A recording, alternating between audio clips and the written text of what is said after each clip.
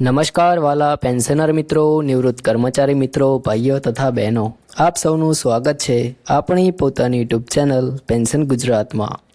તો મિત્રો, આજની તારીખ 27/1/2026 વાર છે મંગળવારના આ મહત્વપૂર્ણ દિવસે આપણે એક એવી માહિતી લઈને આવ્યા છીએ જે ખાસ કરીને ગુજરાત રાજ્યના પેન્શનરો માટે ખૂબ જ અગત્યની છે।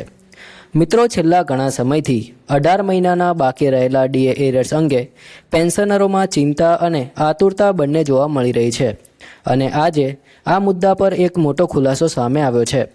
ખાસ કરીને 66 વર્ષથી વધુ ઉંમરના પેન્શનરો માટે આ માહિતી અત્યંત મહત્વપૂર્ણ છે, એટલે વિનંતી છે કે આ આખો વિડીયો અંત સુધી જરૂરથી જોતા રહેજો। તો મિત્રો, સૌપ્રથમ આપણે સમજીએ કે 18 મહિનાના ડીએ એરિયર્સનો મુદ્દા વિશે। તો કોરોના કાળ દરમિયાન કેન્દ્રીય અને રાજ્ય સરકાર દ્વારા મોંઘવારી ભથ્થું એટલે કે ડીએ રોકી દેવામાં આવ્યું હતું।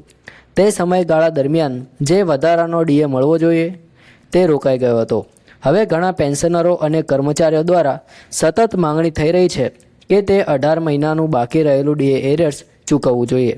ખાસ કરીને વયસ્ક પેન્શનરો જેમની ઉંમર 66 વર્ષથી વધુ છે તેઓ માટે આ રકમ ખૂબ જ ઉપયોગી સાબિત થઈ શકે છે, કારણ કે વધતી મોંઘવારી અને આરોગ્ય ખર્ચ વચ્ચે તેમની આર્થિક સ્થિતિ પર સીધી અસર પડી રહી છે।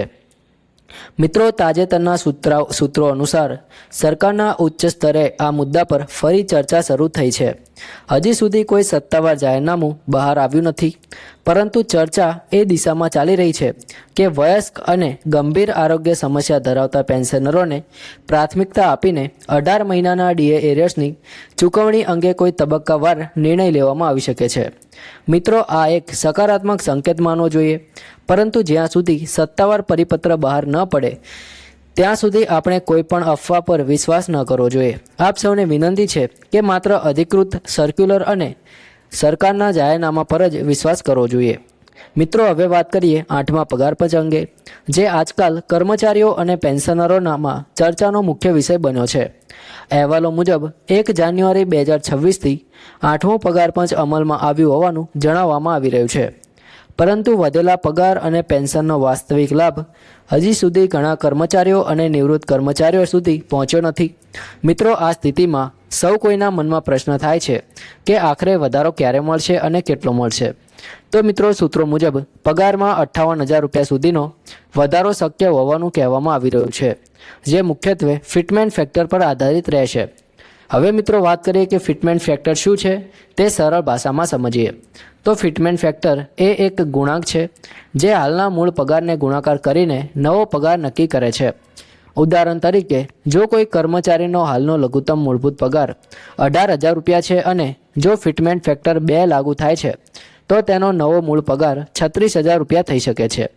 જો ફિટમેન્ટ ફેક્ટર 3 થાય તો 54,000 રૂપિયા સુધી પહોંચી શકે છે અને જો 3.25 લાગુ થાય છે તો તે 58,500 રૂપિયા સુધી જઈ શકે છે। આ માત્ર ઉદાહરણ છે, પરંતુ એથી સમજાઈ શકે છે કે ફિટમેન્ટ ફેક્ટરનો અસર કેટલો મોટો હોઈ શકે છે। મિત્રો, કેન્દ્રીય કર્મચારીઓની સર્વોચ્ચ પ્રતિનિધિ સંસ્થા તરીકે ઓળખાતી નેશનલ કાઉન્સિલ એટલે કે JCM, જેને સામાન્ય રીતે NCJCM તરીકે ઓળખવામાં આવે છે, એ સ્ટાફ સાઇડ દ્વારા મેમોરેન્ડમ તૈયાર કરવાની પ્રક્રિયા શરૂ કરી દીધી છે। 25 ફેબ્રુઆરી 2026ના રોજ ન્યૂ દિલ્હીમાં ડ્રાફ્ટિંગ કમિટીની મહત્વપૂર્ણ બેઠક બોલાવવામાં આવી છે। આ બેઠકમાં નક્કી કરવામાં આવશે કે 8મા પગાર પંચ સમક્ષ કર્મચારીઓ અને પેન્શનરોની માંગણીઓ કેવી રીતે રજૂ કરવી। કમિટીના સભ્યોને 7 દિવસ સુધી વિસ્તૃત ચર્ચા કરવા માટે રોકવા સૂચવવામાં આવી રહી છે, જેથી દરેક મુદ્દા પર વિગતવાર વિચારણા થઈ શકે। આ બેઠક દરમિયાન પગાર માળખું, ભથ્થા, પેન્શન, પ્રમોશન અને સેવા શરતો અંગે ચર્ચા થશે। ખાસ કરીને પેન્શનરો માટે મહત્વનું એ છે કે પેન્શનની ગણતરીમાં કઈ પદ્ધતિ અપનાવવામાં આવશે અને ફિટમેન્ટ ફેક્ટર પેન્શન પર કેવી રીતે અસર કરશે। ઘણા નિવૃત્ત કર્મચારીઓએ 2006 પછીના નિયમોમાં થયેલા ફેરફારોનો અનુભવ કર્યો છે અને હવે તેઓ ઈચ્છે છે કે 8મા પગાર પંચમાં તેમની ન્યાયસંગત માંગણીઓને યોગ્ય સ્થાન મળી રહે।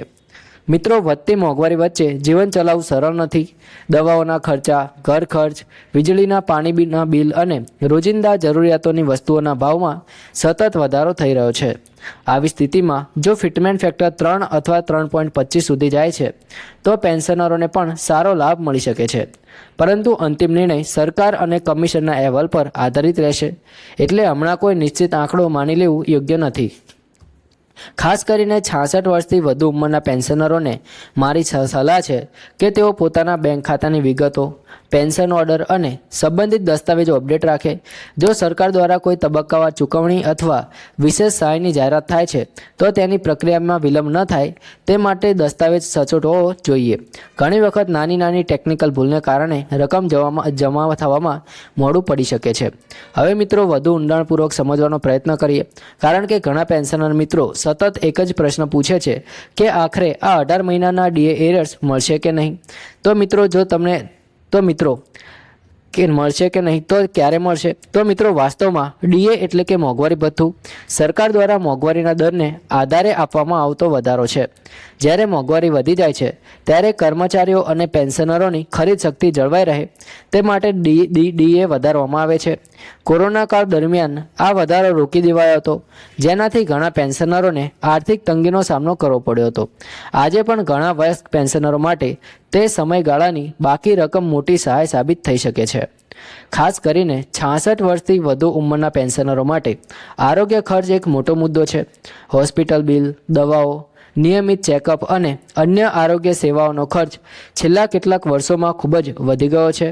જો સરકાર તબક્કાવાર અથવા વિશેષ વર્ગને પ્રાથમિકતા આપીને ડીએ એરિયર્સ ચૂકવવાનો નિર્ણય કરે છે તો આ વયસ્ક પેન્શનરો માટે મોટી રાહત બની શકે છે.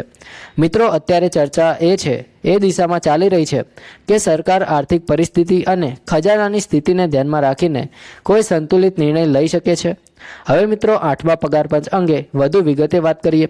જેમ આપણે અગાઉ જણાવ્યું કે નેશનલ કાઉન્સિલ એટલે કે JCM દ્વારા મેમોરેન્ડમ તૈયાર કરવાની પ્રક્રિયા શરૂ થઈ ગઈ છે અને 25 ફેબ્રુઆરી 2026ના રોજ ન્યૂ દિલ્હીમાં મહત્વપૂર્ણ બેઠક યોજાનારી છે. આ બેઠક માત્ર એક ઔપચારિકતા નથી, પરંતુ તેમાં કર્મચારીઓ અને પેન્શનરોની સંયુક્ત માંગણીઓને વ્યવસ્થિત રીતે મંજૂર કરવા માટે ડ્રાફ્ટ તૈયાર કરવામાં આવશે.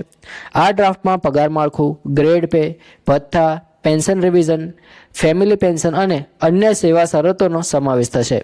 મિત્રો, 8મા પગાર પંચનો લાભ માત્ર વર્તમાન કર્મચારીઓ માટે જ નહીં, પરંતુ નિવૃત્ત કર્મચારીઓ માટે પણ મહત્વપૂર્ણ છે. કારણ કે જ્યારે પગાર માળખામાં સુધારો થાય છે ત્યારે પેન્શનની ગણતરીમાં પણ ફેરફાર થાય છે. ઘણા પેન્શનરો 2006 પછીના નિયમોને લઈને હજુ પણ સ્પષ્ટતા ઈચ્છે છે. હવે 8મા પગાર પંચમાં તેમની માંગ છે કે જૂના અને નવા પેન્શનરો વચ્ચેનો તફાવત દૂર કરવામાં આવે અને સમાનતા જળવાઈ રહે